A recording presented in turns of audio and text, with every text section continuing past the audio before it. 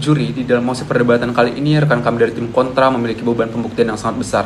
Rekan kami dari tim kontra setidaknya harus bisa membuktikan dua hal. Yang pertama, tim kontra harus bisa membuktikan mengapa pada akhirnya peralihan menjadi sistem federal ini bukanlah menjadi jawaban dan bakalan memberikan dampak yang sangat buruk ataupun dampak yang sangat negatif kepada negara multikultur ini pada akhirnya. Dan yang hal kedua yang harus bisa dibuktikan rekan kami dari tim kontra adalah apa kemudian langkah yang akan jauh lebih efektif dan juga jauh lebih efisien untuk menyelesaikan permasalahan yang sudah se-urgent dan juga sudah separah ini pada akhirnya. Baik, sebelum masuk ke dalam argumentasi kami dari tim OJI secara jauh lebih mendalam, mari terlebih dahulu kita karakterisasikan 3 kata kunci dalam perdebatan kali ini. Pertama, apa sebenarnya negara multikultur dalam perdebatan kali ini? Negara multikultur dalam perdebatan kali ini adalah pada akhirnya negara yang terdiri atas keberagaman yang sangat beragam dan juga sangat kompleks, baik dari segi suku, agama, ras, antar golongan dan juga budaya.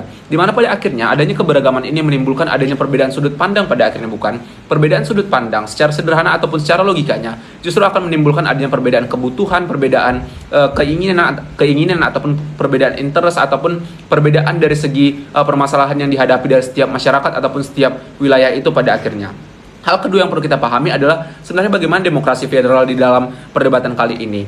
Juri pahami, demokrasi federal di dalam perdebatan kali ini adalah demokrasi yang memberikan kewenangan ataupun power yang jauh lebih besar kepada setiap wilayah ataupun setiap negara bagian untuk mengembangkan ataupun menyelesaikan permasalahan-permasalahan di wilayah mereka yang sangatlah urgent ataupun sangatlah dibutuhkan proses penyelesaiannya secepat mungkin pada akhirnya.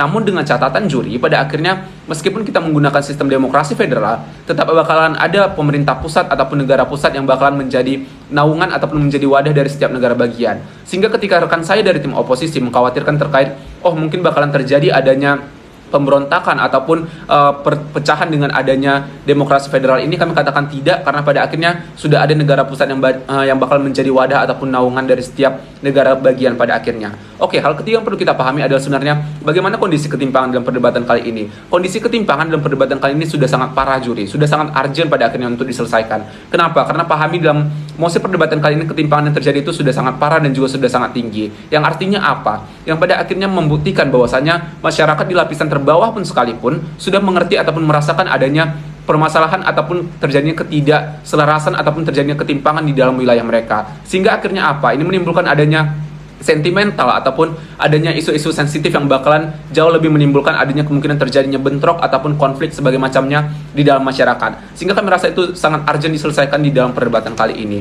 Oke, masuk ke dalam tujuan kami sebagai tim OJI. Tujuan kami sebagai tim OJI sebenarnya sederhana juri. Di sisi kami pengen menyelamatkan seluruh aktor dalam perdebatan kali ini. 2 aktor yang dapat kami selamatkan dalam perdebatan kali ini. Yang pertama, aktor yang paling rentan tentu akan terselamatkan di sisi kami, yaitu aktor dari segi masyarakat yang berada di wilayah-wilayah yang paling tertinggal ataupun mengalami ketimpangan dan sebagainya macamnya.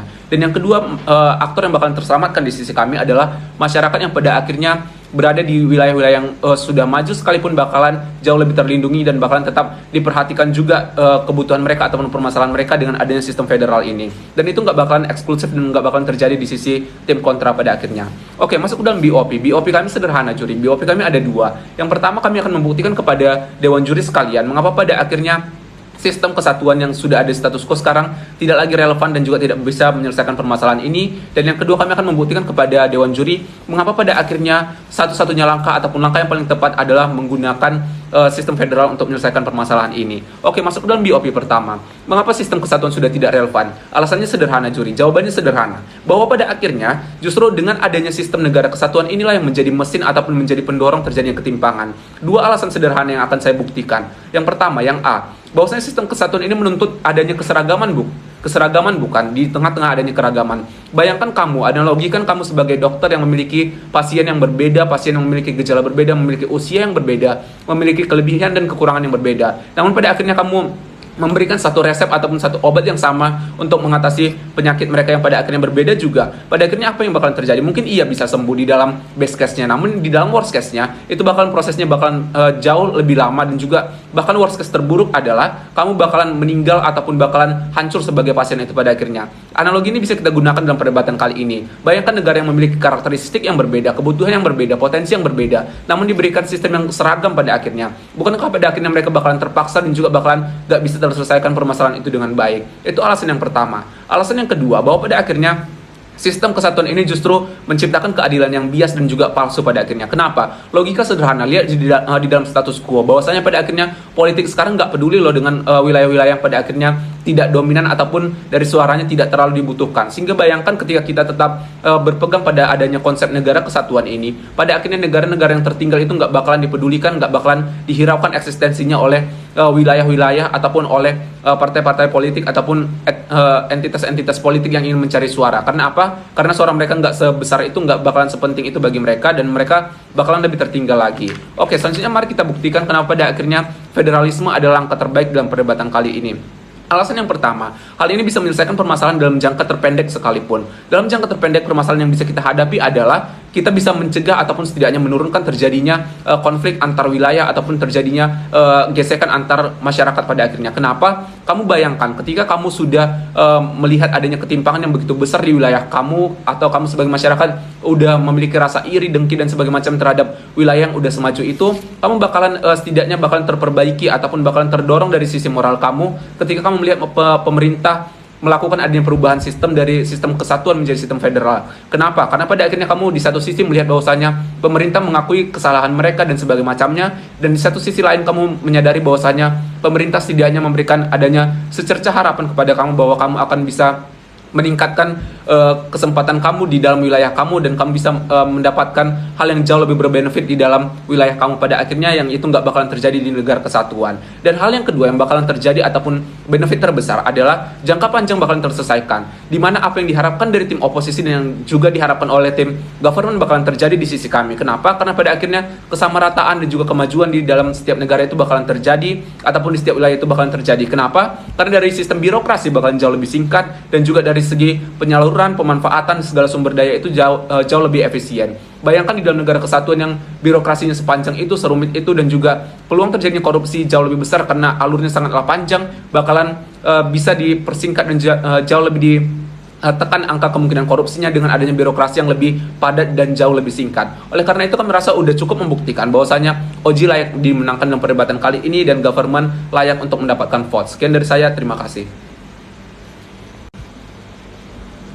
Juri, sebelum kami melanjutkan bangunan argumentasi dari sisi oposisi, izinkanlah saya untuk melakukan rebuttal atas argumentasi yang sudah disampaikan pembicara dari tim government. Dua premis besar yang utama yang kami catat dalam perdebatan kali ini. Juri, sadari keseluruhan argumentasi pro dalam perdebatan ini tidak dapat dikredit karena mereka tidak bisa menjelaskan kepada kita bahwa dalam konteks negara multikultural dengan ketimpangan kemajuan yang tinggi, mampu dan juga siap untuk kembali menerapkan sistem demokrasi federal. Padahal menurut kami hal ini merupakan prasyarat utama untuk dapat diterimanya keseluruhan argumentasi mereka. Dan nantinya kami akan jelaskan mengapa padarnya negara dengan konteks permasalahan yang kompleks seperti ini tidak akanlah siap untuk beralih ke dalam sistem negara federal. Lalu yang kedua, juri lihat bagaimana mereka melupakan kata kunci utama dalam mosi ini, yakni akan kembali menerapkan sistem negara federal, sehingga penjelasannya akan kami ambil alih. Juri, mari pahami salah satu kata kunci penting ini, yakni akan kembali menerapkan sistem negara federal. Ini menunjukkan bahwa federalisme bukan suatu wacana baru, akan tetapi kita pernah mencobanya dan pada akhirnya kita gagal sehingga kita tidak menerapkan sistem federal itu di saat ini, bukan pada akhirnya. Dan hari ini ketika kita menghadapi permasalahan yang lebih kompleks, lebih timpang dan lebih rapuh, kita justru ingin mengulang sistem yang sudah gagal dahulunya. Maka kami katakan ini bukanlah suatu solusi, melainkan ini suatu ilusi yang mana padarnya pengulangan luka dengan pisau yang lebih tajam pada akhirnya akan terjadi ketika kita kembali menerapkan sistem federal ini.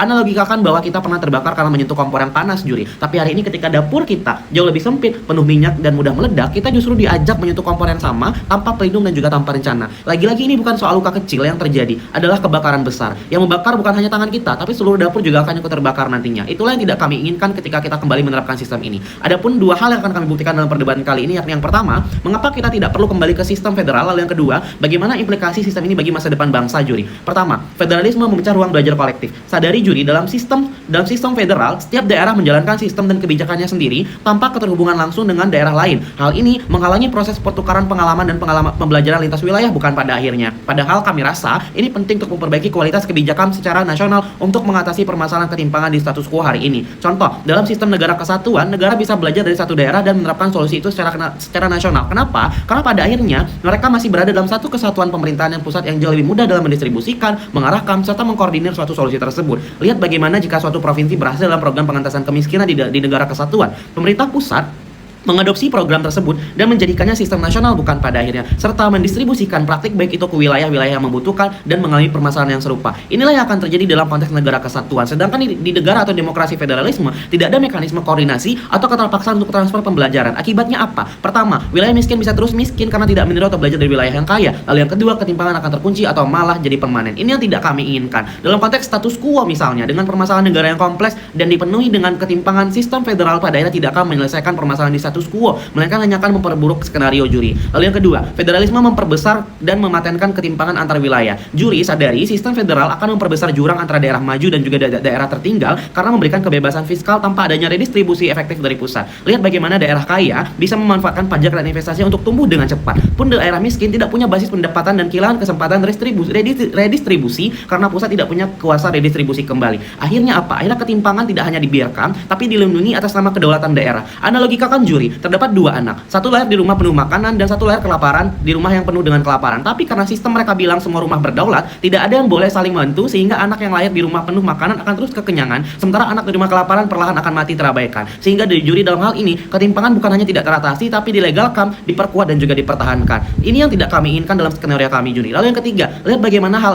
federalisme ini akan memperkuat dominasi elit global. Juri sadari federalisme memperbesar kuasa ruang elit lokal tanpa pengawasan dari pusat. Lihat bagaimana dinasti politik ormas dominan dan pengusaha besar akan menguasai kebijakan nasional, kebijakan lokal nantinya, di mana tidak ada kontrol vertikal karena pusat tidak boleh override kebijakan lokal. Maka pada akhirnya apa? Rakyat akan kehilangan jalur eskalasi ketika ditindas oleh kekuasaan lokal bukan pada akhirnya. Sehingga bagaimana pada akhirnya ini tidak akan efektif dijalankan di dalam konteks negara multipolar dengan permasalahan yang kompleks dan tidak akan menyelesaikan masalah di status quo. Lihat juri bagaimana di Indonesia sendiri. Lihat bagaimana Indonesia sendiri bahkan dalam sistem otonomi yang terbatas sekalipun masih terdapat daerah yang dikuasai oleh politik dinasti. Namun setidaknya kami rasa ini jauh lebih baik. Kenapa? Karena pemerintah pusat masih punya peran untuk mengatasi hal ini karena mereka merupakan pembuat kebijakan dan regulasi lebih tinggi. Berbanding terbalik dengan negara federal yang mana memegang otonomi penuh dan absolut. Sehingga pada akhirnya hal-hal seperti ini akan menjadi lebih masif bukan pada akhirnya. Sehingga juri pada akhirnya federalisme bukan distribusi kekuasaan ke rakyat, melainkan distribusi kekuasaan ke elit lokal yang sulit dijangkau oleh hukum pusat. Ini yang tidak kami inginkan. Lalu BOPB implikasi. Lihat bagaimana akan terjadi kekacauan akuntabilitas. Kenapa? Lihat juri, sistem federal membuat pembagian tanggung jawab tidak jelas sehingga akuntabilitas politik hancur dan juga reformasi nasional akan menjadi terhambat. Lihat bagaimana ketika ada kegagalan pelayanan publik misalnya, pusat dan daerah akan saling menyalahkan bukan pada akhirnya, di mana rakyat pada akhirnya akan bingung siapa yang harus mereka tuntut, di mana pada akhirnya pusat akan bilang itu merupakan otonomi daerah, sementara daerah bilang mereka tidak dapat didukung oleh pusat dan bukan kewenangan mereka tidak dapat dukungan dari pusat. Sehingga pada akhirnya di sisi lain reformasi nasional seperti redistribusi tanah, afirmasi minoritas, pendidikan standar nasional akan ditolak oleh daerah karena mereka punya kewenangan legislasi sendiri. Sehingga pada akhirnya tanpa rantai akuntabilitas yang jelas dan kekuatan pusat yang solid, negara kehilangan efektivitas untuk menjalankan keadilan sosial secara merata. Lalu yang kedua, federalisme membangun tembok struktural yang menuntut solidaritas fiskal dan memperlemah respon negara terhadap krisis nasional. Dalam sistem federal, negara kehilangan kemampuan untuk merespon krisis secara nasional karena kekuasaan fiskal dan regulasi tersebar serta terfragmentasi antar wilayah. Lihat juri, ketika terjadi bencana nasional misalnya pandemi, krisis pangan dan energi, negara membutuhkan kekuatan fiskal dan manuver kebijakan yang cepat dan menyeluruh bukan pada akhirnya. Tapi dalam sistem federal, kebijakan fiskal dan regulasi dipegang masing-masing negara bagian. Sehingga pada akhirnya pusat tidak bisa menarik pajak tambahan untuk intervensi dan tidak bisa memaksa regulasi dan harus menunggu persetujuan negara bagian. Yang mana pada daerah yang menjaga keseimbangan ekonomi lokal pun bisa menolak kebijakan nasional walaupun dampaknya sistemik bukan. Contoh, dalam pandemi COVID-19 di mana negara-negara federal seperti Amerika Serikat dan lainnya kesulitan menyatukan respon nasional karena negara bagian memiliki otonomi penuh atas kebijakan kesehatan dan anggaran. Sebaliknya negara kesatuan seperti Selandia Baru dan Vietnam bisa memberlakukan lockdown dan distribusi bantuan nasional dengan cepat dan koordinasi. Maka ketika sistem ini dipaksakan, negara tidak hanya kehilangan kekuatan menyatukan, tetapi kehilangan kemampuan untuk menyelamatkan rakyatnya saat krisis.